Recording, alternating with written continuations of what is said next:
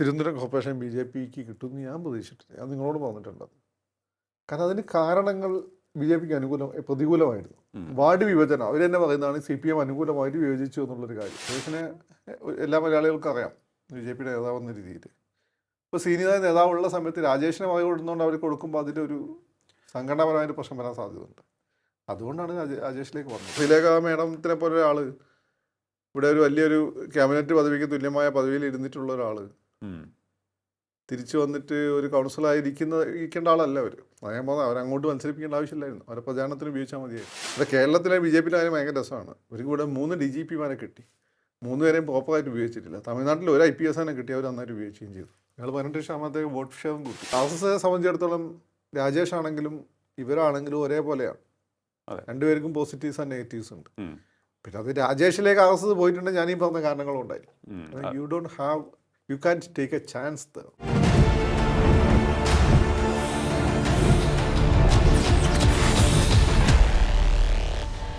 നമസ്കാരം, ടോക്കിംഗ് പോയിന്റിലേക്ക് സ്വാഗതം. തിരുവനന്തപുരം കോർപ്പറേഷൻ തിരഞ്ഞെടുപ്പിൽ BJP വെണ്ണിക്കൊടി പാറിച്ചത് മറ്റ് മുന്നണികൾക്ക് കരണത്തേറ്റ അടിയായി. കാരണം ആദ്യമായിട്ടാണ് BJP നമ്മുടെ തലസ്ഥാനത്ത് കോർപ്പറേഷൻ ഭരണം പിടിക്കുന്നത്. ആദ്യമായി VV രാജേഷ് അവരുടെ മേയറായി ചുമതലയേൽക്കുകയും ചെയ്തു. എന്നാൽ ഇതുമായി ബന്ധപ്പെട്ട് ഉയർന്നു വന്നിട്ടുള്ള തർക്കം BJPക്കുള്ളിൽ പുകയുന്നു എന്ന് വാർത്തകൾ മാധ്യമങ്ങൾ റിപ്പോർട്ട് ചെയ്തിട്ടുണ്ടിരിക്കുകയാണ്. അതായത് ശ്രീലേഖ IPS റിട്ടയർഡ്, അവരെ മേയറാക്കണം എന്നായിരുന്നു രാജീവ് ചന്ദ്രശേഖറിൻ്റെ ആഗ്രഹം. എന്നാൽ മറുപക്ഷം ശക്തമായി എതിർപ്പുമായി രംഗത്ത് വന്നു. തുടർന്ന് കേന്ദ്ര നേതൃത്വത്തിൻ്റെ ഇടപെടലിനെ തുടർന്ന് VV രാജേഷിനെ അംഗീകരിക്കേണ്ടി വന്നു രാജീവ് ചന്ദ്രശേഖറിന്. ഇത് രാജീവ് ചന്ദ്രശേഖറിന് ഏറ്റ വലിയ തിരിച്ചടിയാണ് എന്ന തരത്തിലുള്ള റിപ്പോർട്ടുകൾ വന്നുകൊണ്ടിരിക്കുകയാണ്. അതിനൊപ്പം തന്നെ ശ്രീലേഖ IPS ഇപ്പോൾ തീരെ നിരാശയും അസംതൃപ്തയുമാണ്. ഇത് മറ്റൊരു പ്രശ്നത്തിന് BJPക്കുള്ളിൽ വഴിവെക്കും എന്നും ഈ റിപ്പോർട്ടുകളൊക്കെ സൂചിപ്പിക്കുകയാണ്. എന്താണ് യഥാർത്ഥത്തിൽ BJPക്ക് ഉള്ളിൽ നടക്കുന്നത്? ഇത്തരത്തിലുള്ള പ്രശ്നങ്ങളിലേക്കാണോ അവർ പോകുന്നത്? പരിശോധിക്കാൻ നമുക്ക്. നമ്മോടൊപ്പം ചേരുകയാണ് രാഷ്ട്രീയ നിരീക്ഷകൻ ശ്രീ ഫക്രുദ്ദീൻ അലി. നമസ്കാരം, ടോക്കിംഗ് പോയിന്റിലേക്ക് സ്വാഗതം. BJP കോർപ്പറേഷൻ ഭരണം തിരുവനന്തപുരത്ത് പിടിച്ചപ്പോൾ വലിയ രീതിയിൽ അത് റിപ്പോർട്ട് ചെയ്യപ്പെട്ടു. അത് വലിയ വിജയം തന്നെയാണ്, അതിൽ യാതൊരു സംശയവുമില്ല. അതിനുശേഷം ഈ മേയർ തിരഞ്ഞെടുപ്പുമായി ബന്ധപ്പെട്ടാണ് അസ്വാരസ്യങ്ങൾ വന്നത്, അല്ലെങ്കിൽ അഭിപ്രായ വ്യത്യാസങ്ങൾ വരുന്നു. തുടർന്ന് തീരുമാനം പ്രഖ്യാപിക്കുന്നു. പക്ഷേ നേതാക്കൾ ആരും തന്നെ ഒരു കാര്യവും പരസ്പരം മുഷിപ്പോടെ പറഞ്ഞില്ല. ഏതെങ്കിലും തരത്തിൽ വിവാദ പ്രസ്താവന ആരും നടത്തിയിട്ടുമില്ല. പക്ഷേ വാർത്തകൾ വരുന്നത് ഇത്തരത്തിലാണ്. യഥാർത്ഥത്തിൽ ഒരു വലിയ പൊട്ടിത്തെറിയിലേക്കാണോ BJP പോകുന്നത്? നല്ലൊരു പെർഫോമൻസൊക്കെ കാഴ്ചവെച്ച് നിയമസഭാ തിരഞ്ഞെടുപ്പിലും നേട്ടം കൊയ്യാം എന്ന ഒരു പ്രതീക്ഷയോടെ ഇരിക്കുമ്പോൾ ഇത്തരത്തിലുള്ള പ്രശ്നങ്ങളിലേക്ക് അവർ പോവുകയാണോ? അല്ല, പൊട്ടിത്തെറി ആഗ്രഹിക്കുന്നവരും പ്രതീക്ഷിക്കുന്നവരും കാത്തിരിക്കുന്നവരും നിരാശരാകും. അങ്ങനെ പൊട്ടിത്തെറിയിലേക്ക് പോവില്ല. കാരണം അപ്പുറത്തുള്ള രാജീവാണ്. രാജീവ് ക്യാപ്റ്റൻ കൂളാണ്. ഓക്കെ. കാരണം ഞാൻ പണ്ടേ നിങ്ങളോട് പറഞ്ഞില്ലേ, BJP ഒരുപാടൊന്നും ഈ ഇലക്ഷന് മുന്നോട്ട് പോവില്ല. എന്നാൽ അവർ നില മെച്ചപ്പെടുത്തും. നില മെച്ചപ്പെടുത്തിയിട്ടുണ്ടോ വെച്ചാൽ നില മെച്ചപ്പെടുത്തിയ ഒരു കോർപ്പറേഷൻ കിട്ടി. ബാക്കിയെല്ലാം ഡിജിറ്റ് ഡബിളല്ല, ഇൻ ദ സെൻസ് 1-2 സീറ്റുകൾ കൂട്ടി. എന്നുവെച്ചാൽ കോവിഡ് സമയത്തിനെക്കാട്ടും അവർ നില മെച്ചപ്പെടുത്തി. പിന്നെ വോട്ടിംഗ് പേഴ്സൻറ്റേജ് ആണെങ്കിൽ അത് കഴിഞ്ഞ നിയമസഭ ഇലക്ഷനെക്കാട്ടും 12%, അതിനെക്കാട്ടും കൂടി. ഈ ലോക്സഭ വരുമ്പോൾ അത് കുറഞ്ഞൊരു ശരിയാണ്. ലോക്സഭ വേറെ ഒരു ക്രൈറ്റീരിയയിൽ വരുന്നതാണ്. അപ്പം മാത്രമല്ല, മലബാർ ഉൾപ്പെടെയുള്ള ഇതുവരെ അവർക്ക് പെർഫോമൻസ് കാഴ്ചവെക്കാത്ത മേഖലകളിൽ അവർ നല്ല പഠനം കാഴ്ചവെച്ചു. ഇത് ഏത് സാഹചര്യത്തിലാണ്? വാർഡ് വിഭജനം LDFന് അനുകൂലമാക്കി മാറ്റി എന്ന് BJP ആരോപിക്കുന്ന സാഹചര്യത്തിലാണ് തിരുവനന്തപുരത്തും മലബാറിലും എല്ലാം തന്നെ ഈ രീതിയിലുള്ള പഠനം BJPക്ക് കാഴ്ചവെക്കാൻ പറ്റിയത്. അപ്പം ശരിക്കും അത് ആരുടെ വിജയമാണ്? രാജീവിൻ്റെ വിജയമാണ്. രാജീവ് വലിയ സാധാരണ ഉള്ള അവകാശവാദങ്ങളല്ലാതെ വലിയ അവകാശവാദങ്ങളൊന്നും രാജീവ് മുന്നോട്ട് വെച്ചിട്ടില്ല. അത് ആദ്യം പറഞ്ഞിട്ടില്ല, ഇപ്പോഴും പറഞ്ഞു, ലോജിക്കലായിട്ടാണ് നീങ്ങിയിട്ടുള്ളത്. അപ്പോൾ അതുകൊണ്ട് ആഫ്റ്റർ ഓൾ നോക്കുമ്പോൾ BJPയെ സംബന്ധിച്ചിടത്തോളം ചെറിയൊരു വളർച്ചയാണ് ഈ ഇലക്ഷനിൽ നേരിടുന്നത്, അവർ കാണുന്നത്. പിന്നെ BJP ഒരു കാലത്ത് സ്നേഹിക്കാത്ത പലരും ഇപ്പോൾ BJP വളരെ തകർന്നേ രാജീവിൻ്റെ കാലം കഴിഞ്ഞ് എന്നൊക്കെ പറഞ്ഞ് ഓൺലൈനിൽ കരയുന്നുണ്ട്. അത് കരയാ എന്ന് മാത്രമേ. ചാനൽ ചർച്ചകളൊക്കെ തന്നെ അത്തരത്തിലാണ് പോയിക്കൊണ്ടിരിക്കുന്നത്. അല്ല, അതിലൊന്നും ഒരു കാര്യമില്ലെന്ന്. അവർ ആഫ്റ്റർ ഓൾ നോക്കുമ്പോൾ വളർച്ചയല്ലേ രേഖപ്പെടുത്തിയിട്ടുള്ളത്. അതെ. കാരണം നിങ്ങൾ ഒരു കഴിഞ്ഞ ലോക്സഭാ ഇലക്ഷൻ അല്ല, BJPയുടെ ബെഞ്ച് മാർക്ക് തന്നെ 2016 നിയമസഭാ ഇലക്ഷനാണ്. അത് സ്റ്റേബിളായിട്ട് നല്ല പെർഫോമൻസ് കാഴ്ചവെച്ചു. 16% വോട്ട്, ഏതാണ്ട് അത്രയും വോട്ട് പെർസെൻറ്റേജ് അവർ നിലനിർത്തി. കഴിഞ്ഞ നിയമസഭാ ഇലക്ഷനാണ് BJPയുടെ അടുത്താൽ തന്നെ ഏറ്റവും വേസ്റ്റ് പെർഫോമൻസ്. അതിനേക്കാളും 4% വോട്ട് കൂടുതലുണ്ട്. അപ്പം അത് സ്റ്റഡിയായി. അതാണ് ഒന്നാമത് കാണേണ്ട ഒരു കാര്യം. പിന്നെ ഈ ശബരിമല വിഷയമൊക്കെ ആയിട്ട് ബന്ധപ്പെട്ടിട്ട് ജയിക്കാവുന്ന സ്ഥാനാർത്ഥികൾക്ക് വോട്ട് ചെയ്യാന്നുള്ളൊരു ഫീൽ ഉണ്ടായിരുന്നു. അതിൻ്റെ പുറത്താണ് BJP ചില സ്ഥലങ്ങളിൽ വോട്ട് പോവുകയും UDF അവിടെ ജയിച്ചു വരികയും ചെയ്തത്. അപ്പോൾ തൃശ്ശൂരൊക്കെ അത് സംഭവിച്ചിരുന്നു. തൃശ്ശൂരൊക്കെ സംബന്ധിച്ച് ജയിക്കാവുന്ന സ്ഥാനാർത്ഥി ആരാന്നുള്ള ഒരു മൈനോറിറ്റി കൺസോൾട്ടേഷൻ ആൻറ്റി LDF ആയിട്ട് വരികയും അത് BJPക്കും കൂടി എതിരായി മാറുകയും ചെയ്തത്. BJPക്ക് എതിരല്ല, ശരി, ആൻറ്റി LDF വന്ന സമയത്ത് അത് UDF അനുകൂലമായി കോൺസെൻട്രേറ്റ് ചെയ്യപ്പെട്ടതാണ്. അപ്പോൾ ആഫ്റ്റർ ഓൾ നോക്കുകയാണെങ്കിൽ രാജീവിനെ സംബന്ധിച്ചിടത്തോളം ഇതൊരു നല്ല കാലമാണ്. തീർച്ചയായിട്ടും നല്ല നേട്ടം. കാരണം അത്ര ഒരു കുതിച്ചാട്ടം ചാടാനുള്ള ഒരു സാധനം കേരളത്തിൽ BJPക്ക് ഇല്ല. കാരണം ഇവിടെ പിന്നെ പകുതി മൈനോറിറ്റീസാണ്. അവർക്ക് BJP അംഗീകരിക്കുന്നതിന് വേണ്ടി സുരേഷ് ഗോപിക്കൊക്കെ വോട്ടൊക്കെ ചെയ്തെന്നൊക്കെ വരും. പക്ഷേ ഒരു ലിമിറ്റ് ഉണ്ട്. അപ്പോൾ അത് പെട്ടെന്നൊന്നുമല്ല. പിന്നെ ഈ സവർണ്ണ ഹിന്ദുക്കൾ നല്ല പങ്കും കോൺഗ്രസിൻ്റെ കൂടെയാണ്. അവർണ്ണ ഹിന്ദുക്കളാണ് CPMൻ്റെ കൂടെയാണ്. ഇങ്ങനെ വല്ലാത്തൊരു സാഹചര്യത്തിലാണ് അവർ ഇലക്ഷന് നേരിട്ടത്. എന്നിട്ട് പോലും ഒരു സ്റ്റഡിയായിട്ട് പെർഫോമൻസ് കാഴ്ചവെച്ചു എന്നുള്ള വലിയ കാര്യം. തിരുവനന്തപുരം കോർപ്പറേഷൻ കിട്ടിയെന്നുള്ളത്.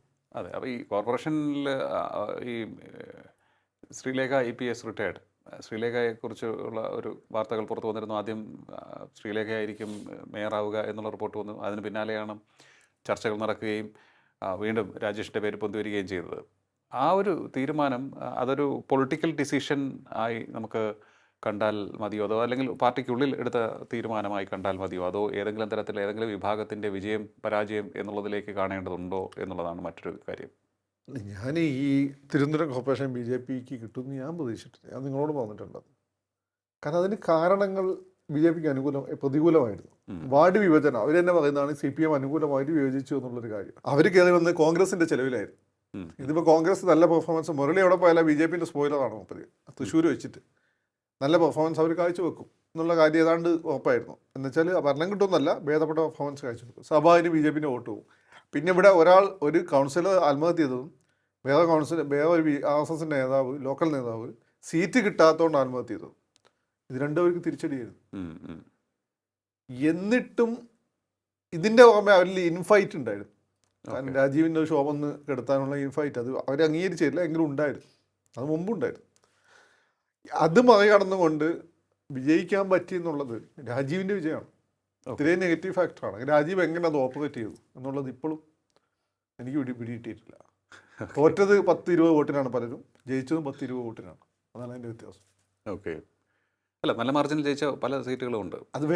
അത് വേറെ. പക്ഷേ പല സീറ്റുകളിലും നിങ്ങൾ നോക്കിയാൽ ജയിച്ചതും തോറ്റും ചെറിയ വ്യത്യാസത്തിനാണ്. അത് കാരണം വെച്ചാൽ കൃത്യമായ ക്ലോസ് ഫൈറ്റ് നടക്കുകയും അതെ, അവിടെ എന്തോ കൃത്യമായ രീതിയിലുള്ള ഇടപെടലുകൾ അവർ നടത്തുകയും അത് ഇടപെടൽ കൃത്യമായ രീതിയിൽ ഇടപെട്ടു എന്ന് എനിക്കറിയാം.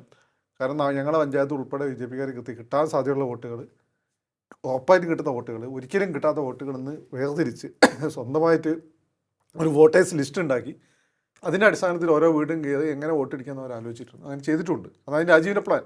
ഓക്കെ. അത് ഈ കോർപ്പറേഷൻ മേഖലയെ വളരെ കൃത്യമായി നടപ്പിലാക്കിയെന്നാണ് എനിക്ക് തോന്നുന്നത്. അല്ലാതെ ജയിക്കാനുള്ള സാധ്യത ഒന്നുമില്ലായിരുന്നു.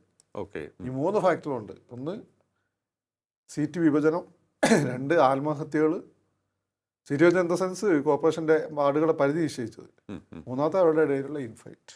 ഓക്കെ. ആ ഇൻഫൈറ്റ് മേയർ തിരഞ്ഞെടുപ്പിൽ പ്രതിഫലിച്ചോ എന്ന് കരുതാൻ പറ്റുമോ, അതോ? അതങ്ങനെ എനിക്ക് തോന്നുന്നില്ല. കാരണം ഈ ശ്രീലേഖ മേയർ ആവുമെന്ന് എനിക്കൊരു ഫീലില്ലായിരുന്നു. മറ്റൊന്നും കൊണ്ടല്ല, ശ്രീലേഖ ഒരു IPS കാരിയാണ്.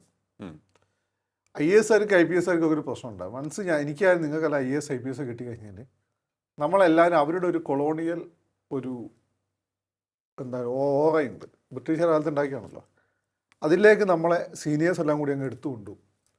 പിന്നെ നമ്മൾ മനുഷ്യന്മാരെക്കാട്ടും കൂടിയ ഒരു സ്പീഷീസായി മാറും. അപ്പോൾ ഒരു ഘട്ടത്തിൽ ഇവരുടെ സാധാരണ മനുഷ്യന്മാരെന്ന് വെച്ചാൽ IAS IPS കാർക്ക് പൊതുവെ എല്ലാവർക്കും അല്ലേ പോകുന്നത് ഒരു സബ് ഹ്യൂമൻ സ്പീഷീസാണ്. മലയാറ്റൂർ രാമകൃഷ്ണൻ്റെ ഈ നോവലുണ്ടല്ലോ യന്ത്രം, അതിൽ പറയുന്നുണ്ട് സാധാരണ മനുഷ്യർ ഈ എലികളെ പോലെ പറ്റി വരും. IAS IPS സിവിൽ സർവീസുകാർ സിംഹത്തെ പോലെയാണ്, 1-2 പ്രസവിക്കുള്ളൂ, അത് വല്ലപ്പോഴൊക്കെ. അങ്ങനെ ഒരു ഓറയുണ്ട്. അപ്പോൾ അതിലേക്ക് വലിച്ചെടുക്കപ്പെട്ട സാധാരണഗതി സംഭവിക്കുകയെന്ന് വെച്ചാൽ പിന്നെ ഞാനായാലും നിങ്ങളായാലും പിന്നെ ഈ സാധാരണ മനുഷ്യന്മാരെ കാണുമ്പോൾ ഒരു പുച്ഛായിരിക്കും, എന്ത് സബ് ഹ്യൂമൻ സ്പീഷീസ് എന്ന രീതിയിൽ. അങ്ങനെ ഇല്ലാത്തവരൊക്കെ ഉണ്ട്, വളരെ ചുരുക്കമാണ്, വളരെ ചുരുക്കമാണ്. ഇല്ലാത്തവരുണ്ടാവും, വളരെ ചുരുക്കം. നിങ്ങൾ അങ്ങനെ നല്ലതെന്ന് വിചാരിക്കുന്ന പല ആളുകളെ നേരിട്ട് നിങ്ങൾ പോയി കാണുമ്പോൾ നിങ്ങൾ ശരിക്കും അത് ഫീൽ ചെയ്യും. പക്ഷേ ഇവരൊരിക്കലും ഇത് രാഷ്ട്രീയക്കാരുടെ ഇടയിലെടുക്കില്ല. ഇവർ ഏതായാലും തരാൻ ശേഷിയില്ലാത്ത രാഷ്ട്രീയക്കാരെ മുന്നിൽ ഇവരെടുക്കില്ല. കാരണം ഇപ്പോൾ ഈ ബ്രിട്ടീഷ് ക്യൂണിനോടുള്ള വിധേയത്വം ഇവർക്കുണ്ടല്ലോ. ഓക്കെ. അത് ഇവിടെയുള്ള ഓരോ പഞ്ചായത്ത് പ്രസിഡന്റിനോട് ഇവർക്കുണ്ട്. ഓക്കെ. അതല്ല നിങ്ങളെ സാധാരണക്കാരനായി പോയി കഴിഞ്ഞാൽ ഇവരുടെ ഭൂരിപക്ഷത്തിൻ്റെയും പ്രശ്നം എന്ന് വെച്ചാൽ നിങ്ങൾ സബ് ഹ്യൂമൻ സ്പീഷീസാണ്. മനസ്സിലായോ? ആ ഒരു സാധനം അത് അവരെ കുറ്റം പറഞ്ഞൊരു കാര്യമില്ല. സിസ്റ്റം അങ്ങനെയാണ്. ഇവർ ട്രെയിനീസായി വരുന്നതോട് കൂടിയിട്ട് ഇവരുടെ PS ഉണ്ടല്ലോ, ആ രീതിയിലാണ് അവരെ കൊണ്ടുവരിക. ഞാൻ ആളുകളെ മുഖത്ത് വെക്കാത്ത IAS ഉണ്ട്.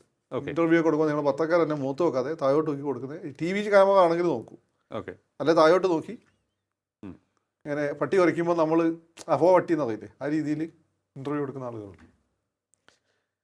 ഇതേ പറഞ്ഞാൽ IAS IPS പ്രശ്നമല്ല, ഇത് ആ സിസ്റ്റത്തിൻ്റെ പ്രശ്നമാണ്. അതിനെ ബ്രേക്ക് ചെയ്ത ആളുകളും ഉണ്ട്. പറയുന്ന പോലെ കുറേ ഓഫീസർമാർ, സെൻകുമാർ സാറിനെ പോലുള്ള ഓഫീസർമാരുണ്ട്. അല്ലെങ്കിൽ ഈ പറഞ്ഞ KM എബ്രഹാം നമ്മൾ പുറത്തങ്ങനെയൊക്കെ ആളുകൾ ഭയങ്കര ഭീകരനെന്ന് പറഞ്ഞാൽ ഞാൻ കേട്ടത്, അദ്ദേഹം പൊതുവെ വളരെ പരിഗണനയോടുകൂടി സാധാരണക്കാരെ കാണുന്ന ഒരാളായിട്ടാണ്. പക്ഷേ പുറത്തൊരു ഇമേജ് എല്ലാവരും കൊടുത്തിരിക്കുന്നെന്തോ, പക്ഷെ അദ്ദേഹം അങ്ങനെ അല്ലാതെ ഞാൻ കേട്ടിട്ടുള്ളത്. അപ്പം ഇങ്ങനെയുള്ള ഓഫീസേഴ്സും ഉണ്ട്, പക്ഷെ എങ്കിലും പൊതുവെ അങ്ങനെ സിസ്റ്റം ഉണ്ട്. അപ്പം അങ്ങനെ ആ ഒരു സംവിധാനത്തിന് വരുന്ന ഒരാളെ പെട്ടെന്ന് മേയറായി കഴിഞ്ഞാൽ ഉണ്ടാകുന്ന പ്രശ്നം വെച്ചാൽ മേയർ ജനങ്ങൾ അശരണരായ, കാരണം BJP ആദ്യമായിട്ട് ഭരണം കിട്ടുന്നതാണ്. അവർ ഓടിച്ചെല്ലുന്ന സമയത്ത് ശ്രീലേഖ IPS എത്ര ജെന്യൂനായിട്ട് ഒരു അവിടെ ഇടപെട്ട് കഴിഞ്ഞാലും ഒരകലം ചിലപ്പോൾ ഫീൽ ചെയ്യും. അത് പതുക്കെ നെഗറ്റീവ് ഇംപ്രഷൻ ഉണ്ടാക്കാൻ സാധ്യതയുണ്ട്. അപ്പോൾ ആര്യ രാജേന്ദ്രൻ ഈ പ്രശ്നം പറ്റിയിട്ടുണ്ട്. അതായത് IPS ഇല്ലായിരുന്നു, പക്ഷേ ആ കൊച്ച് വളരെ യങ് ആയിട്ടുള്ള ഏജിൽ വന്നതാണ്. അപ്പോൾ സ്വാഭാവികമായിട്ടും ആ കൊച്ചിനെ പറ്റി ഓൾറെഡി മുൻവിധിയോട് കൂടിയിട്ടാണ്, പിന്നെ അതിനെ ശക്തിപ്പെടുത്തുന്ന രീതിയിലാണ് പല കാര്യങ്ങളും സംഭവിച്ചത്. ഈ കോർപ്പറേഷൻ BJP കൊടുക്കുന്നതിലും അതൊരു ഘടകമായിട്ടുണ്ട് എന്നാണ് എനിക്ക് തോന്നിയിട്ടുള്ളത്. അപ്പോൾ BJPക്ക് ഇനിയിപ്പോൾ അങ്ങനെ ഒരു സംഭവത്തിലൂടെ തിരിച്ച് CPM കൊടുക്കണ്ടല്ലോ. അതുകൊണ്ട് പെട്ടെന്ന് അവരെ മേയറാക്കുമെന്ന് എനിക്ക് തോന്നിയിട്ടില്ല. പക്ഷെ അവരെ ശരിക്കും കൗൺസിലറായി മത്സരിപ്പിക്കേണ്ടതില്ലായിരുന്നു. അവർ ശരിക്കും നിയമസഭയിലേക്ക് മത്സരിപ്പിച്ചാൽ മതിയായിരുന്നു. നിയമസഭയിലേക്ക് മത്സരിപ്പിക്കുക എന്ന് പറയുമ്പോൾ വട്ടിയൂർക്കാവ് മണ്ഡലത്തിലാണ് അവർ താമസിക്കുന്നത്. അവിടെ ഇപ്പോൾ കൃഷ്ണകുമാർ കുറച്ച് കാലമായിട്ട് പ്രവർത്തന രംഗത്തുണ്ട്. കൃഷ്ണകുമാർ ആളൊരു ഹതഭാഗ്യനാണ്. പ്രവർത്തിക്കുന്ന സ്ഥലത്തൊന്നും മത്സരിക്കാൻ സ്ഥലം കൊടുക്കില്ല, വേറെ ആരും വരുമ്പോൾ മാറ്റി കൊടുക്കേണ്ടി വരും. പക്ഷേ തിരുവനന്തപുരം സൗത്ത് ഉണ്ട്, ജയിക്കാവുന്ന മണ്ഡലങ്ങളുണ്ട്, അതൊരു കൊടുക്കാമായിരുന്നു. അപ്പം അത് നോക്കുമ്പം പിന്നെ വേറെ ഉള്ളത് MR ഗോപനും നമ്മളെ കരമന ഹരിയല്ലേ, പിന്നെ അജിത്ത്. അപ്പം MR ഗോപനാണ് ഒരു സീനിയർ മോസ്റ്റ് തോന്നുന്നു, വളരെ മുമ്പേ അദ്ദേഹം സീനിയർ ആണ്. പക്ഷേ അദ്ദേഹം ആ രീതിയിൽ ഒരു ജില്ലാ ലീഡർഷിപ്പിൽ അങ്ങനെ ഗ്ലാമറായി ഉള്ള ഒരാളല്ല. പിന്നെ കുറച്ചും കൂടി ഒരു ഉള്ളത് അജിത്താന്ന് തോന്നുന്നു. അപ്പം അത് പക്ഷേ ഇപ്പുറത്ത് ഈ രാജേഷിനെ പോലെ സീനിയർ ആയിട്ടുള്ള നേതാവ്, രാജേഷിനെ എല്ലാ മലയാളികൾക്കും അറിയാം, BJP നേതാവ് എന്ന രീതിയിൽ. ഇപ്പോൾ സീനിയറായ നേതാവുള്ള സമയത്ത് രാജേഷിനെ വക കൊടുക്കുന്നതുകൊണ്ട് അവർ കൊടുക്കുമ്പോൾ അതിൻ്റെ ഒരു സംഘടനാപരമായിട്ട് പ്രശ്നം വരാൻ സാധ്യതയുണ്ട്. അതുകൊണ്ടാണ് രാജേഷിലേക്ക് വന്നത്. പിന്നെ അതുമല്ല, എനിക്ക് തോന്നുന്നു ഈ ഇനി അങ്ങോട്ട് വളരെ ശക്തമായിട്ടുള്ള രാഷ്ട്രീയ തന്ത്ര കുതന്ത്രങ്ങളെ നേരിടേണ്ടി വരും. അപ്പോഴൊക്കെ ആ ഒരു മെയ്വഴക്കം, ഒരു രാഷ്ട്രീയക്കാരൻ്റെ മെയ്വഴക്കം ശ്രീലേഖനെ സംബന്ധിച്ചിടത്തോളം, അവരെ സംബന്ധിച്ചിടത്തോളം ഒന്ന് അവർ ഓർഡർ ചെയ്ത് ശീലിച്ചിട്ടുള്ള ഒരാളാണ്. ഈ രാഷ്ട്രീയക്കാരൻ്റെ മെയ്വഴക്കം അവർക്കില്ല. അത് സെൻകുമാർ സാറിനെ പലപ്പോഴും പറ്റാറുണ്ട്. സെൻകുമാർ സാറിന് പലപ്പോഴും TV ചാനലിൽ വന്നിട്ട് അദ്ദേഹം പഴി കേൾക്കാൻ ഒരു കാരണം വെച്ചാൽ അദ്ദേഹം ഒരു ജെന്യൂനായിട്ട് അങ്ങ് സംസാരിച്ചത് സുരേഷ് ഗോപിനെ പോലെ. പക്ഷേ രാഷ്ട്രീയക്കാരൻ അതങ്ങനെ പറ്റില്ല. അത് ശ്രീലേഖ മാഡത്തിനും വരാൻ സാധ്യതയുണ്ട്. കാരണം അവർക്ക് അങ്ങനെ ആ ഒരു പബ്ലിക്കിൽ അങ്ങനെ, അവർ നല്ല എഴുത്തുകാരിയൊക്കെയാണ്, നോവലുകളും കഥകളൊക്കെ എഴുതിയിട്ടുണ്ട്. ഇനിയിപ്പോൾ നിയമസഭാ തെരഞ്ഞെടുപ്പിന് കുറച്ച് നാൾ മാത്രമാണുള്ളത്. അപ്പോൾ ഈ തർക്കമുണ്ടെങ്കിൽ തന്നെ, ഏതെങ്കിലും തരത്തിൽ തർക്കമുണ്ട്, നമ്മൾക്ക് കുറച്ച് മുമ്പ് മനസ്സിലാക്കാൻ സാധിച്ചിട്ടുണ്ടായിരുന്നത് രാജീവ് ചന്ദ്രശേഖറിൻ്റെ ആശയങ്ങൾ, ആ രീതി, ഇതൊന്നും തന്നെ അത്ര കണ്ടങ്ങ് ഉൾക്കൊള്ളാൻ ഒരു വിഭാഗത്തിന് സാധിച്ചിരുന്നില്ല BJPക്കുള്ളിൽ കഴിഞ്ഞ കുറേ നാളായി. അപ്പോൾ അതെല്ലാം കൂടി കലർന്നു വന്ന ഒരു സിറ്റുവേഷനാണോ എന്നെനിക്ക് തോന്നിയിരുന്നു. അതുകൊണ്ടാണ് ഞാൻ ചോദിച്ചത്. അല്ല, അത് സ്വാഭാവിക രാജീവിൻ്റെ രീതിയോട് എതിർപ്പുണ്ട്. രാജീവ് ഒരു കോർപ്പറേറ്റ് രീതിയെ കൊണ്ടുപോകുന്നു എന്നൊക്കെ ഉള്ളത്. ഇവരല്ലാതെ ലോക്കലായി കൊണ്ടുപോയല്ലോ, ഇതിന് വല്ല രക്ഷയുണ്ടായോ? വലിയ മാറ്റം ഉണ്ടല്ലോ. അപ്പോൾ തന്നെ രാജീവിൻ്റെ അണ്ടറിൽ പെർഫോമൻസും കുഴപ്പമില്ല. രാജീവിൻ്റെ പ്ലാൻ എന്ന് വെച്ചാൽ 5 വർഷത്തേക്കുള്ള പ്ലാനല്ല. രാജീവ് ഒരു 10 വർഷം മുൻകൂട്ടി കണ്ടാണ് രാജീവ് പ്ലാൻ ചെയ്യുന്നത്. അപ്പം ആ രീതിയിൽ സ്വാഭാവികമായിട്ടും വിവിധ താല്പര്യങ്ങൾ വന്നിട്ടുണ്ടാവും. പക്ഷെ അതിലുപരിയായിട്ട് എനിക്ക് തോന്നുന്നു ഇപ്പോൾ പ്രിവെയിൽ ചെയ്ത് ഞാൻ ഈ പറഞ്ഞ ഘടകങ്ങളാണ്. ഒന്ന്, ഒരു IAS കാര്യം, IPS കാര്യം എന്ന രീതി അവർക്ക് ഭരണപരിചയമുണ്ട്. പക്ഷെ അതല്ല ഒരു മേയറിന് അല്ലെങ്കിൽ ഒരു മന്ത്രിക്ക് വേണ്ടത്. അത് ചിലപ്പോൾ ജനങ്ങളെ അകറ്റും. അങ്ങനെ BJPക്ക് ഇത് ഗ്യാമ്പിൾ ചെയ്യാൻ പറ്റുന്ന പോസ്റ്റല്ല. CPMന് ആര്യനെ വെച്ച് ഗ്യാമ്പിൾ ചെയ്യാം. കാരണം ഒന്നല്ല നാളെ തിരിച്ചു പിടിക്കാൻ പറ്റും, അല്ലെങ്കിൽ ഒന്നല്ല വേറെ സ്ഥലം ഉണ്ട് അവർ. CPMനെ സംബന്ധിച്ച് BJPനെ സംബന്ധിച്ച് ആകപ്പാടെ കിട്ടിയാണ്. തൃശ്ശൂരാണ് എന്നെ ഒന്ന് കിട്ടിയത്. അവിടെ ഇപ്പോൾ ഗാമ്പിൾ ചെയ്യുന്ന ഒരവസ്ഥയിലാണ് ഇപ്പോൾ എത്തിയിരിക്കുന്നത്. ആ സുരേഷ് ഗോപിൻ്റെ കുഴപ്പം കൊണ്ടല്ല, അദ്ദേഹം പെർഫോമൻസ് ചെയ്യുന്നുണ്ട്. ഈ പറയുന്ന പെരുമാറ്റത്തിൻ്റെ ഒരു പ്രോബ്ലം ഉണ്ട്. ഓക്കെ. അത് അണ്ണം മനസ്സിലാക്കിയാൽ കൊള്ളാം. അത് ഞാൻ പറഞ്ഞില്ലേ, ഇപ്പോൾ നിങ്ങൾ ഒന്നും അല്ലാത്ത സമയത്ത്, അതായത് സൂപ്പർ സ്റ്റാർ ആയിരിക്കുന്ന സമയത്ത് അദ്ദേഹത്തിനാക്കാൻ പറ്റും. മത്സരിച്ച് തോൽക്കുമ്പോൾ ജനങ്ങളുടെ സഹതാപം ഉണ്ടാവും. പക്ഷെ ജയിച്ച് കഴിഞ്ഞാൽ പിന്നെ ജനങ്ങൾ നിങ്ങളെ ആറ്റിറ്റ്യൂഡ് മാറും. അത് നിങ്ങൾക്ക് നിങ്ങളുടെ കുട്ടീനോട് നിങ്ങൾ കൊച്ചു കുഞ്ഞായിരിക്കുമ്പോൾ ആറ്റിറ്റ്യൂഡ് ആയിരിക്കില്ല അവൻ വലുതായ ഉണ്ടാവുക. അത് ആറ്റിറ്റ്യൂഡിൻ്റെ പ്രശ്നമുണ്ട്. അപ്പം അങ്ങനെ ഒരു ഗാമ്പിൾ ഇവിടെ വേണ്ടെന്ന് വിചാരിച്ചിട്ടുണ്ടോ? ഞാൻ പറഞ്ഞല്ലോ, ഇത് ശ്രീലേഖ മേഡത്തിൻ്റെ കുഴപ്പം കൊണ്ടല്ല. ഇത് ഈ പറയുന്നതിൻ്റെ അധികാരത്തിൻ്റെ വ്യത്യസ്ത തലങ്ങളിൽ നിന്ന്, സിവിൽ സർവീസിൽ നിന്ന് പൊളിറ്റിക്സിലേക്ക് വരുമ്പോൾ ഉണ്ടാകാൻ സാധ്യതയുള്ള ചില പൊരുത്തക്കേടുകളുണ്ട്. അതെ. അപ്പോൾ അത്തരത്തിലുള്ള കാര്യങ്ങൾ അവിടെ നിൽക്കുകയാണ്. ഇനിയിപ്പോൾ ശ്രീലേഖ മേഡത്തിൻ്റെ അതൃപ്തി അതും വാർത്തയാകുന്നുണ്ട്. അല്ല, മേഡം വളരെ മാന്യമായിട്ടല്ലേ പ്രതികരിച്ചത്. മേഡത്തിന് വേണം എന്തൊക്കെ പറയാൻ മേഡം. മേഡം അവിടെ ഒന്ന് വോട്ട് ചെയ്ത് പോയി. അവർക്ക് ബുദ്ധിമുട്ട്, വിഷമം ഉണ്ടാവും. കാരണം ശ്രീലേഖ മേഡത്തിനെ പോലെ ഒരാൾ, ഇവിടെ ഒരു വലിയൊരു ക്യാബിനറ്റ് പദവിക്ക് തുല്യമായ പദവിയിൽ ഇരുന്നിട്ടുള്ള ഒരാൾ തിരിച്ചു വന്നിട്ട് ഒരു കൗൺസിലറായി ഇരിക്കേണ്ട ആളല്ല അവർ. ഞാൻ പറഞ്ഞത് അവരങ്ങോട്ട് മത്സരിപ്പിക്കേണ്ട ആവശ്യമില്ലായിരുന്നു. അവരെ പ്രചാരണത്തിന് ഉപയോഗിച്ചാൽ മതിയായിരുന്നു. ഓക്കെ. കൃഷ്ണകുമാറിനൊക്കെ ഉപയോഗിച്ച പോലെ. ഒരു കാരണം അത് ആ സമയത്ത് അവർക്കും അതൊരു പ്രതീക്ഷ കൊടുക്കും, നാട്ടുകാർക്കും ഒരു പ്രതീക്ഷ കൊടുക്കും. ഇവിടെ കേരളത്തിലെ BJP കാര്യം ഭയങ്കര രസമാണ്. അവർക്ക് ഇവിടെ 3 DGPമാരെ കിട്ടി. 3 പേരെയും പ്രോപ്പറായിട്ട് ഉപയോഗിച്ചിട്ടില്ല. തമിഴ്നാട്ടിൽ ഒരു IPS കിട്ടി, അവർ നന്നായിട്ട് ഉപയോഗിക്കുകയും ചെയ്തു. ഞങ്ങൾ 18% വോട്ട് ഷെയറും കൂട്ടി. അതെ അതെ. അല്ല, ചിലപ്പോൾ ഇനിയിപ്പോൾ ഉപയോഗിക്കുമായിരിക്കും എന്ന് ആണ് പലരും പറയുന്നത്. അല്ല, രാജീവിൻ്റെ പ്ലാൻസിൽ അങ്ങനെ ഉണ്ട്. പക്ഷേ അതിൻ്റെ പ്രശ്നം എന്ന് വെച്ചാൽ ഇപ്പോൾ വട്ടിയൂർക്കാവിൽ ആ കൃഷ്ണകുമാർ കാര്യമായിട്ട് നിന്ന് പണിയെടുത്തുകൊണ്ടിരിക്കുകയാണ്. അങ്ങനെ ഒരു വിഷയമുണ്ട്. അതിലങ്ങനെ ഫാക്ടറുണ്ട്. പക്ഷേ എന്തായാലും ഈ മേയർ തെരഞ്ഞെടുപ്പുമായി ബന്ധപ്പെട്ട ഇതിപ്പോൾ തർക്കം ഉണ്ടോ അല്ലെങ്കിൽ മലർത്തിയടിച്ചോ തോറ്റോ വിജയിച്ചോ എന്നുള്ളതിനപ്പുറത്തേക്ക് ഏതെങ്കിലും തരത്തിൽ കാര്യം ബോധ്യപ്പെടുത്തിയപ്പോൾ തൻ്റെ തീരുമാനം അല്ലെങ്കിൽ നിലപാട് മാറ്റുവാൻ രാജീവ് ചന്ദ്രശേഖർ തയ്യാറായി എന്നുള്ളത് മറ്റൊരു വസ്തുതയല്ലേ? അതൊരു തോൽവി ജയം. അതല്ല പറഞ്ഞത്, രാജീവ് ബിസിനസ്മാനാണ്. ബിസിനസ്സിൽ ചിലപ്പോൾ നമ്മൾ വിചാരിച്ച പോലെ കാര്യങ്ങൾ പോകണമെന്നില്ല. അപ്പോൾ സ്വാഭാവികമായിട്ട് അത് അംഗീകരിക്കുക എന്നുള്ളതാണ്. അദ്ദേഹം യാതൊരു തരത്തിലുള്ള അസംതൃപ്തി അദ്ദേഹം പ്രകടിപ്പിച്ചിട്ടില്ല. പിന്നെ അദ്ദേഹത്തെ സംബന്ധിച്ചിട്ട് ഇവർ രണ്ടുപേരും ഒരേപോലെ ഇമ്പോർട്ടൻ്റ് അല്ലേ. പിന്നെ സീറ്റ് കൊടുക്കാതിരിക്കാമായിരുന്നല്ലോ. അതെ, രാജേഷിന് ഉറപ്പുള്ള RSSന് കോട്ടയായ സീറ്റാണ് ഇപ്പോൾ കൊടുത്തിരിക്കുന്നത്. ഓക്കെ. രാജേഷ് ജയിച്ചു വരണം എന്നുള്ളതുകൊണ്ടാണല്ലോ. അല്ല, വേറൊരു അർത്ഥത്തിൽ നോക്കുകയാണെന്നുണ്ടെങ്കിൽ ഇതിപ്പോൾ പറഞ്ഞു കേൾക്കുന്നത് RSSൻ്റെ ഇടപെടലുണ്ടായി രാജേഷിന് കൊടുക്കണം എന്നുള്ളത് സംബന്ധിച്ച്. അപ്പോൾ ആ രീതിയിലേക്ക് തീരുമാനം എടുക്കുകയും ചെയ്തു. അങ്ങനെയാണെന്നുണ്ടെങ്കിൽ ആ ഒരു കുറച്ച് RSSും BJPയും തമ്മിൽ ഉണ്ടായിരുന്ന ഒരു അകൽച്ച പരിഹരിക്കാനും ഇത് സഹായിച്ചിട്ടുണ്ട്. അത് ചിലപ്പോൾ ഉണ്ടാവും. RSSൻ്റെ ആഫ്റ്റർ ഓൾ RSSൻ്റെ നിലപാടുകളെ സ്റ്റാൻഡ് ചെയ്യുള്ളൂ. RSSന് വോട്ടില്ലെങ്കിൽ ബാക്കിങ്ങിലെ BJP ഒന്നുമല്ലല്ലോ. അപ്പം BJPയെ സംബന്ധിച്ചിടത്തോളം RSSനെ സംബന്ധിച്ചിടത്തോളം രാജേഷ് ആണെങ്കിലും ഇവരാണെങ്കിലും ഒരേപോലെയാണ്. രണ്ടുപേർക്കും പോസിറ്റീവ്സ് ആൻഡ് നെഗറ്റീവ്സ് ഉണ്ട്. പിന്നെ അത് രാജേഷിലേക്ക് RSS പോയിട്ടുണ്ടെങ്കിൽ ഞാനീ പറഞ്ഞ കാരണങ്ങളുണ്ടായിരുന്നു. You can take a chance. ഒരു ചാൻസ് എടുക്കാൻ സാധിക്കും, നമുക്ക് റിസ്ക് എടുക്കാൻ സാധിക്കില്ല. അപ്പോൾ അങ്ങനെ വരുമ്പോൾ ഇനി അങ്ങോട്ട് ഏതൊക്കെ തരത്തിലുള്ള തന്ത്രങ്ങളായിരിക്കും അവർ നേരിടേണ്ടി വരിക എന്നുള്ളതാണ്. എനിക്ക് തോന്നുന്നു ഈ നിയമസഭാ തിരഞ്ഞെടുപ്പിന് മുൻപ് വലിയ പ്രശ്നങ്ങളൊന്നും ഉണ്ടാക്കില്ലായിരിക്കണം എതിർപക്ഷത്തിൽ നിൽക്കുന്നവരല്ലേ? അതിന് സാധ്യമല്ലേ. ഇപ്പോൾ രാജേഷ് വന്നു, അതുപോലെ തന്നെ RSSനാണെങ്കിൽ സദാനന്ദ മാഷ് MP ആയി, ചിലപ്പോൾ സദാനന്ദ മാഷ് മന്ത്രിയാവും. സുരേഷ് ഗോപിക്ക് എങ്ങനെയാണ് മന്ത്രിസ്ഥാനം ഒന്നും മാറി കിട്ടിയാൽ മതി എന്നല്ലേ തോന്നല്ല. അപ്പോൾ അതുണ്ടാവില്ല. മാത്രമല്ല ഇനിയിപ്പോൾ കുമ്മനൊക്കെ മത്സരിക്കാൻ പോകല്ലേ. അപ്പോൾ RSSൻ്റെ ഒരു സപ്പോർട്ട് ആ രീതിയിൽ RSSനുണ്ടായിരുന്നൊരു പ്രശ്നം എന്ന് വെച്ചാൽ ഇങ്ങനെ RSSൻ്റെ പുറത്തുനിന്ന് വരുന്ന ആളുകൾ RSSന് വേണ്ട വിധത്തിലുള്ള ഇമ്പോർട്ടൻസ് കൊടുക്കില്ല എന്നുള്ള ഫീൽ അവർക്ക് ഉണ്ടായിരുന്നു. ആ ഒരു ഫീൽ രാജീവ് മാറ്റി കൊടുത്തിട്ടുണ്ടാവും. രാജീവ് വാശി പിടിച്ചിട്ടില്ലല്ലോ. രാജീവിനെ സംബന്ധിച്ചിട്ട് ഇവരൊക്കെ തുല്യമാണ്. രാജീവിനെ സംബന്ധിച്ച് ഇവരെല്ലാം തന്നെ ഒരേപോലെയുള്ള ആളുകളാണ്. ഒരാൾ IPS കാരിയാണ്, ഒരാൾ പണ്ടേ വളരെ കാലമായിട്ട് കേരളത്തിലെ പാർട്ടിയുടെ മുഖമായി നിൽക്കുന്ന ആളാണ്. രാജീവ് നോക്കുന്ന സമയത്ത് രണ്ടും ഒരേപോലെയാണ്. രാജീവിന് കണക്ക് തന്നെ. ഓക്കെ. പിന്നെ രാജീവിൻ്റെ ഒരു എന്താ പറയുക വിഷനൊക്കെ ആയിട്ട് കുറച്ചും കൂടി ചേർന്ന് നിൽക്കുന്ന ആൾ ശ്രീലേഖായിരിക്കും. ഒരു മോഡേൺ അല്ലെങ്കിൽ മോഡേണും കുറച്ചുകൂടി അപ്പുറത്ത് ലോകം കണ്ടിട്ടുള്ള ഒരാൾ.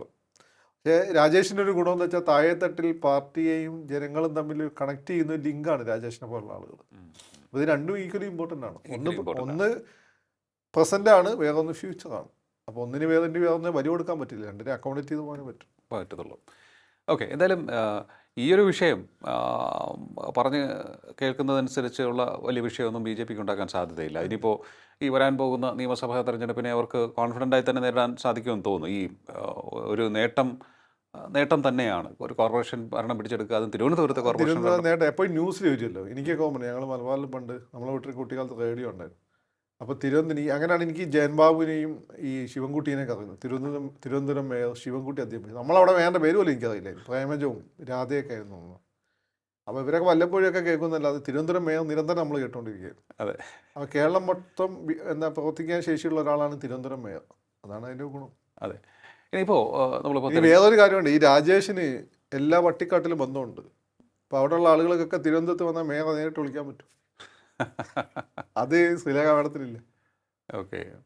ശ്രീലേഖ മാഡത്തിന് പോലീസുകാരിൽ ബന്ധമുണ്ടെന്നല്ലാതെ ഓരോ പട്ടിക്കാട്ടിലെ സാധാരണക്കാരുമായിട്ട് ബന്ധമുണ്ടാവില്ലല്ലോ. രാജേഷിന് ഈ ബന്ധമുണ്ട്. ഓക്കെ. യുവമോർച്ച, BVP അങ്ങനെ നോക്കിയിട്ട്. ഓക്കെ. ഓക്കെ. അപ്പോൾ അത്തരത്തിലുള്ള ഒരു കാര്യത്തിലേക്ക് നീങ്ങുകയാണ്. ഇനിയിപ്പോൾ നമ്മൾ മറുവശത്തെ LDFും UDFിനും ഒക്കെ കാര്യമെടുത്ത് പരിശോധിക്കുകയാണ് എന്നുണ്ടെങ്കിൽ എല്ലാവരും സഹകരിച്ച് മുന്നോട്ട് പോകുമെന്നാണ് പറയുന്നത്. ആ ഒരു സഹകരണം എത്രത്തോളം ആരോഗ്യകരമായിരിക്കും എന്നുള്ളതാണ്. കാരണം ഇനിയിപ്പോൾ എങ്ങാനും ഒരു ഇന്ത്യ സഖ്യം വേണമെന്ന് അവരുടെ ബുദ്ധിയുടെ ഏതെങ്കിലും ഒരു കോണിൽ തോന്നിയാൽ അതിപ്പം തോന്നാൻ സാധ്യമല്ല. ഇന്ന് തന്നെ ഇപ്പോൾ ഈ അടുത്ത ദിവസം CPMൻ്റെ മീറ്റിംഗ് നടക്കുന്നുണ്ട് തിരുവനന്തപുരത്താണെന്ന് തോന്നുന്നു. അതിൽ ഇന്ത്യ സഖ്യത്തെ പിൻവലിക്കാൻ അവർ തീരുമാനിക്കുമെന്നാണ് എനിക്ക് തോന്നുന്നത്. മുമ്പ് ഈ യെച്ചൂരിയുടെ ഒരു കടുംപിടുത്തം കൊണ്ടാണ് അതിൽ നിന്നത്. ഇപ്പം കേരള ഘടകമാണ് ഡോമിനേറ്റ് ചെയ്യുന്നത്, ബേബിയാണ്. അപ്പോൾ ബേബിയെ സംബന്ധിച്ചിടത്തോളം കേരള ഘടകത്തിൻ്റെ താല്പര്യമായിരിക്കും, ബേബിയുടെ താല്പര്യം കേരള ഘടകത്തിൻ്റെ താല്പര്യമായിരിക്കും. ബേബിക്ക് ശരിക്കും അതല്ലെങ്കിൽ പോലും കേരള ഘടകം പറയുന്ന ബേബി കേൾക്കേണ്ടി വരും. അപ്പോൾ ഇന്ത്യ സഖ്യത്തിന് പുറത്തു പോകും. പിന്നെ ആ പ്രശ്നം വരുന്നില്ലല്ലോ. അല്ലെങ്കിൽ പാറ്റൂർ രാധാകൃഷ്ണൻ മേയറാക്കിയാൽ പറയാം, അത്രയും വലിയ BJP വരുന്നുണ്ടെങ്കിൽ. ഓക്കെ. ഇന്ത്യ സഖ്യത്തിന് പുറത്തു പോകാൻ പാർട്ടി നേതാവായിരുന്ന കുഞ്ഞാലിയെ വെടിവെച്ച് കൊന്നു എന്ന് ആരോപിക്കപ്പെട്ട ആര്യാടൻ മുഹമ്മദിനെ MLA ആക്കിയ പാർട്ടിയാണ്, പിന്തുണച്ച ആളുകളാണ് CPMമാർ. ആ CPMന് പാറ്റൂർ രാധാകൃഷ്ണനെ സപ്പോർട്ട് ചെയ്യാനാണോ ബുദ്ധിമുട്ട്? അങ്ങനെയൊന്നുമില്ല. അപ്പോൾ എന്താണ് അതിൽ പറയുന്നത്? അപ്പോൾ ഇന്ത്യ സഖ്യത്തിൽ നിന്ന് പുറത്തേക്ക് പോയാൽ അവർക്ക് ഏതെങ്കിലും ഒരു സഖ്യം വേണം? ഒന്നും വേണ്ട, അവരൊറ്റ കേരളത്തിലെ പാർട്ടി ആയിരുന്നുള്ളൂ. കേരളത്തിലെ പാർട്ടിയായിട്ട് നിൽക്കും. ഓക്കെ. ഇനിയിപ്പോൾ ഈ ഒരു ചോദ്യം ഈ അവസാനിപ്പിക്കുന്നതിന് മുമ്പ് ഒറിജിനൽ കേരള കോൺഗ്രസ് അല്ല, അതല്ല ഞാൻ ചോദിക്കാൻ ഉദ്ദേശിക്കുന്നത്. ആകെ ഈ മേയർ തിരഞ്ഞെടുപ്പ്, ചെയർപേഴ്സൺ തിരഞ്ഞെടുപ്പ്, ഇതൊക്കെ വല്ലാണ്ടങ്ങ് വിവാദമായിട്ടുണ്ട് കേരളത്തിൽ. എനിക്ക് തോന്നുന്നു അത് ഈ കോമ്പറ്റീഷൻ ഫിയേഴ്സ് ആകുമ്പോൾ രണ്ട് ജയിക്കുന്ന മുന്നണിയും തോൽക്കുന്ന മുന്നണിയും തമ്മിലുള്ള അന്തരം കുറവായിരിക്കും. അപ്പോൾ ഉയർന്നു വരുന്ന വിവാദമായിരിക്കുമോ, അതോ ഇനിയിപ്പോൾ ഏത് വിധേനയും എങ്ങനെയും മുന്നോട്ട് പോകാൻ സാധിക്കുന്ന ഒരു പൊളിറ്റിക്കൽ അറ്റ്മോസ്ഫിയറാണോ കേരളത്തിൽ നിലനിൽക്കുന്നത്? കേരളം ഇപ്പോൾ ഒരു ഫ്ലെക്സ് ആണ് സത്യത്തിൽ. കേരളത്തിൽ ഇപ്പം ആളുകൾ രണ്ട് തരത്തിലുള്ള ചിന്താഗതി, അല്ല ആളുകൾ മൊത്തം കൺഫ്യൂസ്ഡാണ്. അതാണ് കാരണം ഒന്ന്, ഒരു ഭരണാധികാരി എന്ന രീതി പിണറായി വിജയൻ കൊള്ളാം, LDF കൊള്ളാം.